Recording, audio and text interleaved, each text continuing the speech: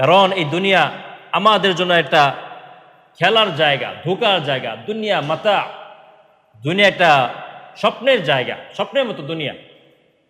যখন মৃত্যুর চলে আসবে তখন আমার বাস্তব জিন্দেগি আমার সামনে চলে আসবে।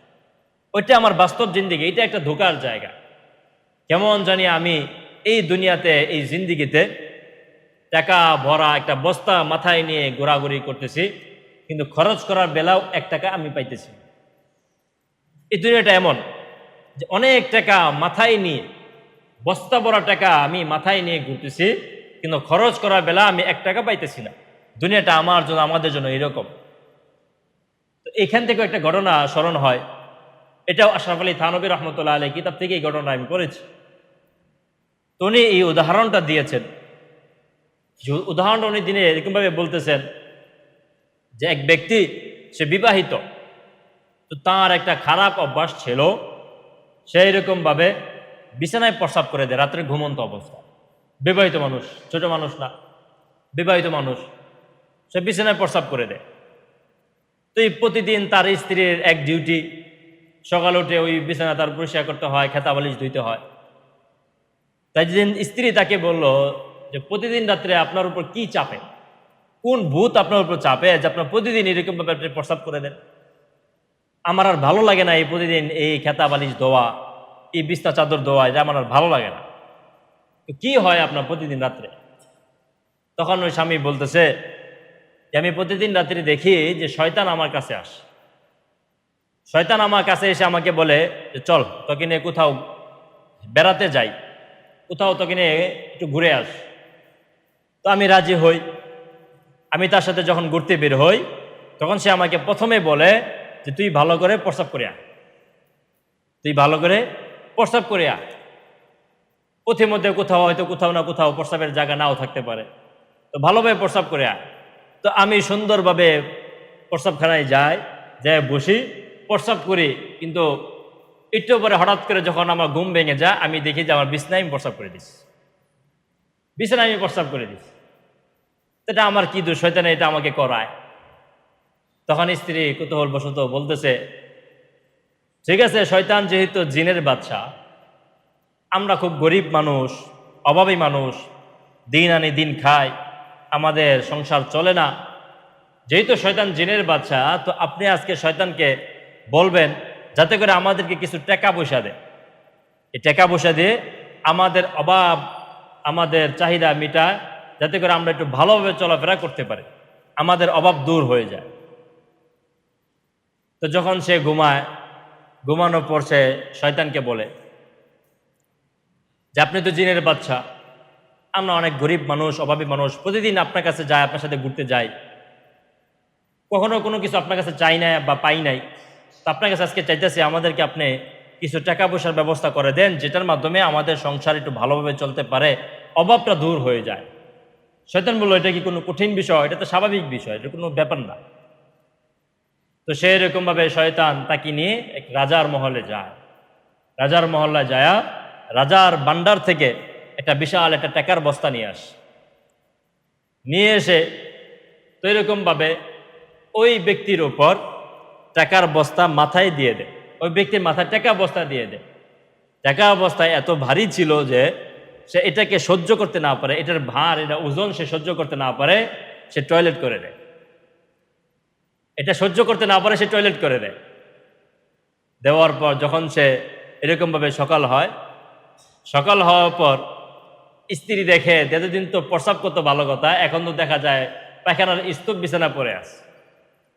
স্ত্রীকে জিজ্ঞাসা করলো, এটা আবার আজকে কি করে হইলো? এতদিন আপনি প্রস্রাব করতেন ভালো কথা, আজকে আবার এটা কি করে হলো, এটা কেন হলো? তখন সে বর্ণনা দিল, তুমি যা বলেছিলে আমি তাই করেছি, শয়তান আমাকে টাকার অবস্থা দিছিল বটে, কিন্তু সেটাকে আমি আর সহ্য করতে পারলাম, এরকমভাবে পারি নাই, আমার ভিতরে চাপ আসে, তো টয়লেট চলে আসে। তো স্ত্রী বলে, বাস, আল্লাহর রাস্তায় আমার টাকা পয়সা দরকারও নাই, আপনি প্রস্রাব করতেন ভালো কথা, ওইটাই থাক, আমার আর টাকা পয়সা দরকার নাই, আপনার টয়লেট করার দরকার নাই, এত কিছু আমি চাই না। সুতরাং ঘটনাটা যদি একটু বিশ্রী, যদি একটু খারাপ শোনা যায়, কিন্তু আমাদের জিন্দিগিটা, এই দুনিয়ার জিন্দিগিটা কিন্তু এরকম। দুনিয়ার জিন্দিগিটা কিন্তু এরকম যে আমি টাকা ভরা বস্তা নিয়ে চলাফেরা করতেছি, চোখ মেলে দেখলাম কিছুই নেই। যখন আমার ঘুমটা ভেঙে যাবে, কবরে যখন আমার চোখটা মিলবে, তখন দেখবো আমার সামনে কিছুই নাই। জিন্দিগিতে বহুত পরিশ্রম করেছি, কিছুই আজকে আমার সাথে আসে না। ইদা মাতাল ইনসান ইনকাতা আনহু আমালুহু ইল্লা মিন সালাসা সাদাকাতিন জারিয়া আও ইলমিন ইনতাফাউ বিহি আও ওয়ালাদিন সালিহিন ইয়াদউ লাহু। এই তিনটা জিনিস ছাড়া তো কবরে আর কিছুই আমার সামনে থাকবে না। দুনিয়াটা একটা ধোঁকার জায়গা, ধোঁকার জায়গা। সুতরাং আমরা যখন কোথাও কোনো দেশে যাই, বিমানে যখন উঠি, তখন একটু উপরে যখন উঠি, তখন কিন্তু আমার এই দেশের মুদ্রা আর আমার কাজে আসে না। আমাকে ডলার সংগ্রহ করতে হয়, যে ডলারটা পৃথিবীর যে কোনো জায়গায় কাজে লাগে। কিন্তু আমার বাংলাদেশের টাকা ইন্ডিয়াও কাজে লাগবে না, আমার পাশের দেশ ইন্ডিয়াতেও কাজে লাগবে না, দূরের দেশ তো দূরের কথা। ঠিক তেমনিভাবে আমরা যখন মাটির নিচে যাব, সেখানেও আমার ডলারের প্রয়োজন হবে। এই দুনিয়ার কোনো বস্তু আমার কাজে আসবে না, দুনিয়ার কোনো কিছুই আমার কাজে আসবে না। ওইখানে আমার কাজে আসবে যে ডলারগুলো আমি এখানে জমা করেছিলাম, অর্থাৎ যে আমল, যে তাকওয়া, যে অবলম্বন আমি দুনিয়াতে থাকা অবস্থায় করেছিলাম, এগুলোই আমার সামনে আসবে, বাকি আর কিছুই আমার সামনে আসবে না। যতই দিন রাত আমি এরকম ঠাড়া পড়া গরমের মাঝে, এত তাপদাহের মাঝে যতই পরিশ্রম করি, যখন আমার চোখ বন্ধ হবে, বাস্তব জিন্দিগি আমার সামনে আসবে, নাটক এগুলো নাটকেই থেকে যাবে, স্বপ্ন স্বপ্নই থেকে যাবে। যদি আমি এই জিন্দিগি আগামী আসল জিন্দিগির জন্য কিছু করে না যাই, ওইখানে হাহাকার ছাড়া কিছুই থাকবে না। হাহাকার ছাড়া জিন্দিগি আমার আর কিছুই থাকবে না। সুতরাং আল্লাহ তাআলা আমাদেরকে যে হায়াতটা দিয়েছেন, এটাকে নিয়ামত মনে করা, এটাকে নিয়ামত মনে করা। এটা হলো ক্ষেত, দুনিয়ার আখেরাতের ক্ষেত। দুনিয়া হলো আখেরাতের ক্ষেত। এখানে যা আমি কামাই করব, ওখানে আমি তাই পাবো।